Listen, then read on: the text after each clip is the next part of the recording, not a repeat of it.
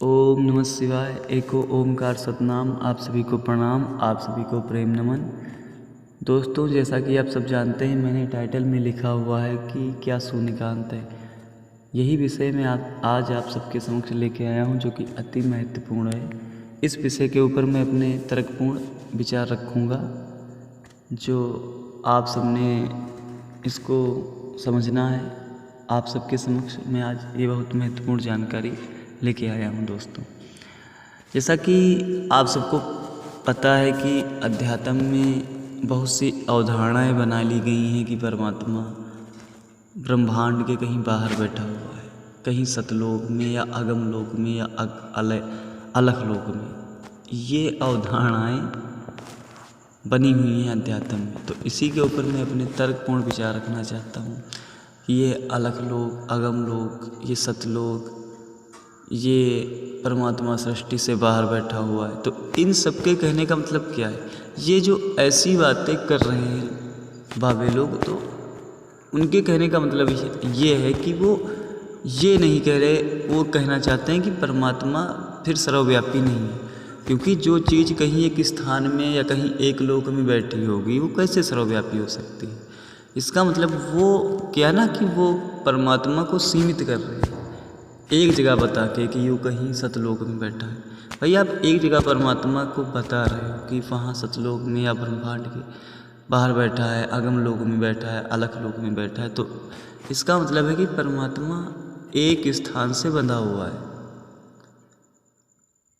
इन लोगों ने अपनी झूठी मान्यताओं और कल्पनाओं, अवधारणाओं से परमात्मा को सीमित कर दिया है। पहली बात ये है भाई, परमात्मा कोई हमारे आप जैसा कोई व्यक्तित्व थोड़ी ना है कि वो एक शरीर से बंधा हुआ है, एक स्थान से बंधा हुआ है, एक ग्रह से बंधा हुआ है। ऐसा इन लोगों ने परमात्मा को समझ लिया है, व्यक्ति मापन। वो परमात्मा को व्यक्तियों की तरह सोच के बैठे हुए हैं कि परमात्मा कहीं बाहर बैठा हुआ है। ये इनकी अवधारणाएं हैं। भाई, परमात्मा कोई सीमित चीज़ थोड़ी ना है कि आप उसको एक लोक से या एक स्थान से बांध दोगे। लोक और परमात्माएं तो दो चीज़ें होंगी फिर। तो ऐसा तो परमात्मा हो ही नहीं सकता। और दूसरा, ये जो शून्य है, ये जो शून्य है, क्या कभी इस पे किसी ने विचार किया? ये लोग जो कहते हैं कि परमात्मा सृष्टि के ब्रह्मांड के बाहर है, तो सबसे पहला उनसे प्रश्न ये करना है कि भाई, जब परमात्मा सृष्टि के बाहर है, ब्रह्मांड के बाहर है, और विज्ञान भी आज अपने हबल टेलीस्कोपों द्वारा इस बात को जानने की पूरी कोशिश कर रहा है, आवाज़ भी निराश, इसका अंत ढूंढ रहा है कि कहाँ है इस ब्रह्मांड का अंत। ठीक है,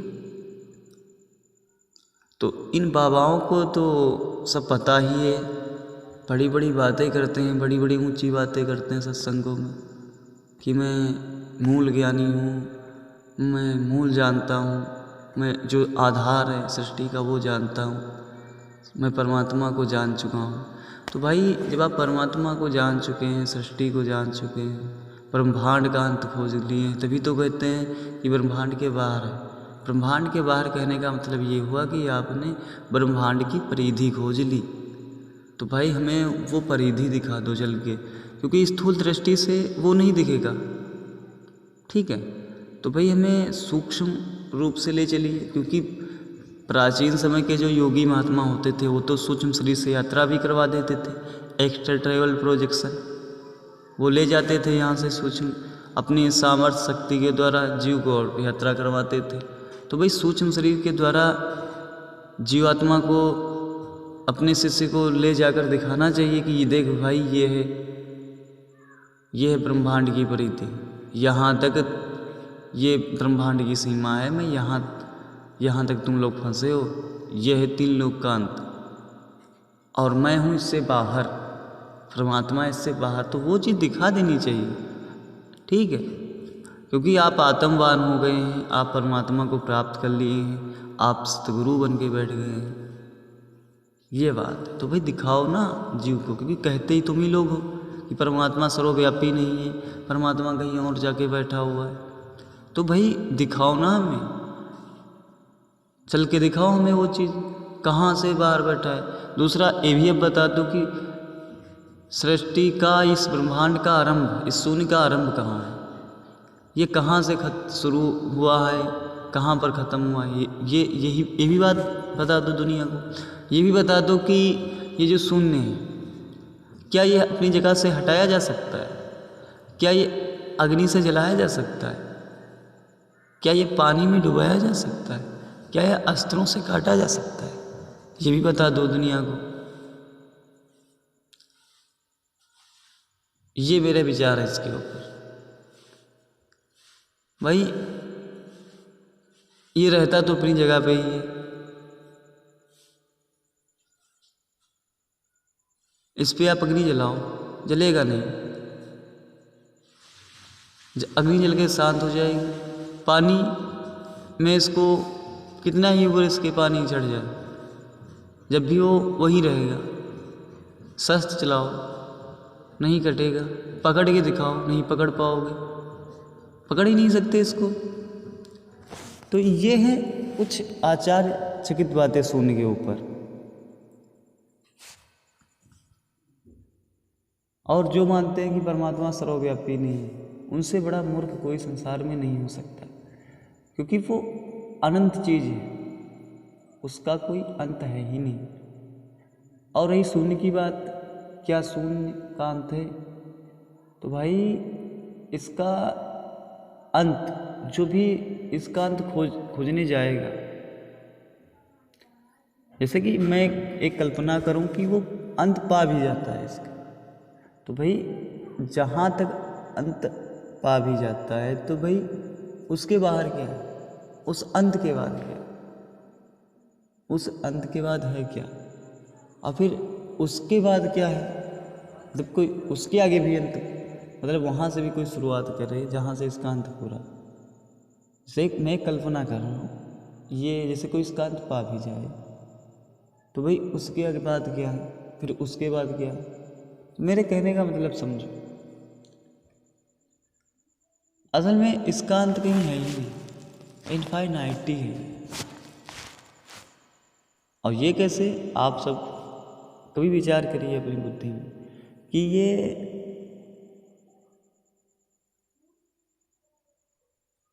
इसका अंत कहाँ हुआ, ये विचार करिए। तो आपकी बुद्धि निश्चय नहीं कर पाएगी कि यार कहाँ इसका अंत हो। मन इसका चिंतन नहीं कर पाएगा, ठीक है? वो पीछे हट जाएंगे, कहेंगे इसके ऊपर तो मुझे विचार ही नहीं करना, इसके बारे में मुझे सोचना ही नहीं।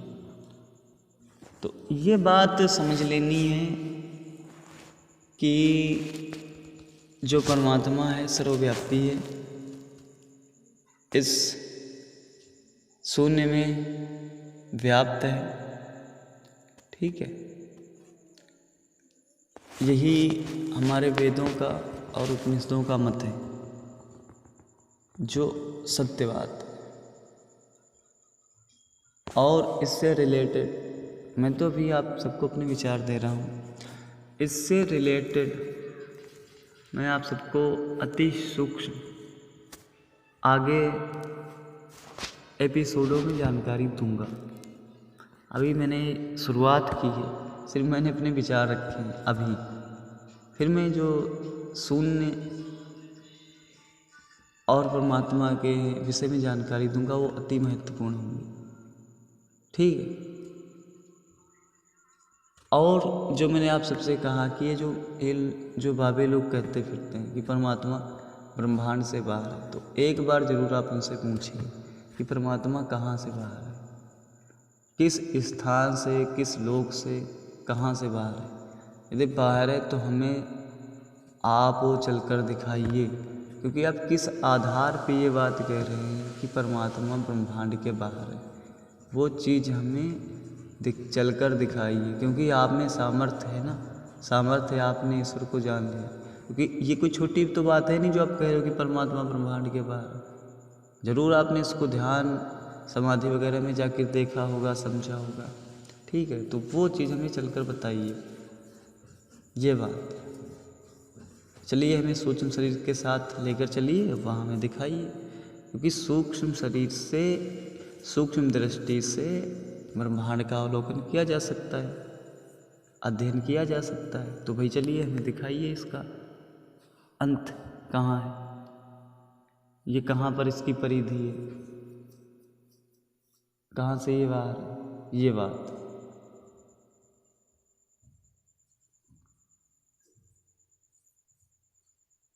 तो ये हैं विचार जो तर्कपूर्ण है। मैंने कोई भी बात अतार्किक की ही नहीं, जो भी मैंने बात रखी है आप सबके समक्ष बहुत महत्वपूर्ण बात रखी है। जैसा कि मैंने कहा कि इस शून्य को कोई हटा नहीं सकता, कितना भी जोर लगा ले ये जहाँ है वहीं रहेगा। ये अग्नि से नहीं जलाया जा सकता, पानी में नहीं डुबाया जा सकता, ठीक है, शस्त्रों से काटा नहीं जा सकता। इस बात को समझो। और इसका अंत कोई खोज नहीं सकता, कोई नहीं खोज सकता। नानक साहब ने इसके ऊपर एक वाणी बोली है,